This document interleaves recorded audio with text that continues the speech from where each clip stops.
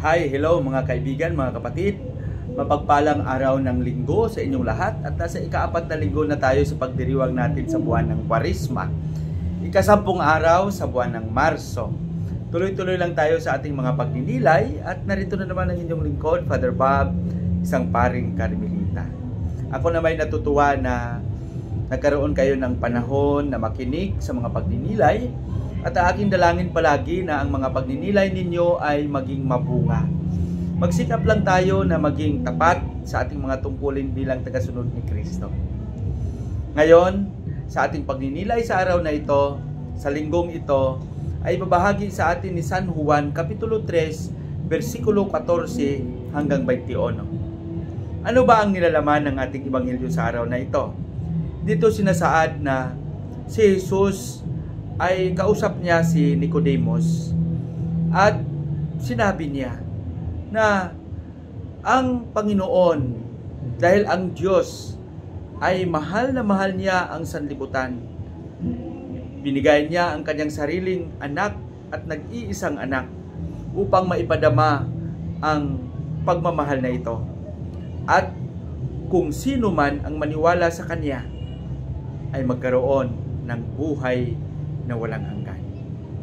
Tayong mga binyagan, lahat tayong naniniwala kay Kristo na naging Kristiyano ay naghahangad, nangarap na makamit ang buhay na walang hanggan. Paano natin makamit ang buhay na walang hanggan? Para sa akin, ang katuruan ng simbahan, ang katuruan ng Panginoon ay maging matapat tayo, maging tapat tayo sa Ebanghelyo. Gumawa tayo ng kabutihan sa ating kapwa at ipadama natin sa ating makakaya ng Panginoon ay napakabuti. Di ba? Alam ko lahat tayo ay may mga pinagdaanan at lahat tayo sa likod ng mga pinagdaanan ito ay makapagbigay ng patotoo na si Kristo ang ating Panginoon, tagapagligtas, anak ng Diyos, Diyos nating lahat, ay napakabuti. Diyan lang natin maisip ang tindi at lalim ng pagmamahal ng Diyos sa ating lahat sa dahilan na ipanadala niya ang kanyang bugtong anak, ang kanyang nag-iisang anak sa atin upang maipadama ang kanyang pagmamahal. Siguro mga kapatid, para sa akin mas magandang pagnilayan natin ito.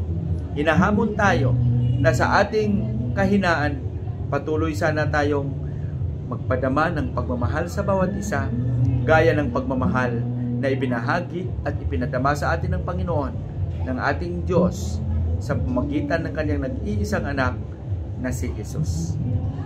Maging tapat tayo sa buhay natin ang Ebanghelyo.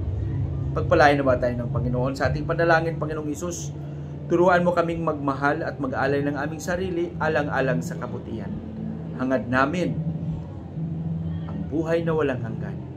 Ikaw lang ang makapagturo at ang totoong daan patungo sa buhay na walang hanggan ito. Amen.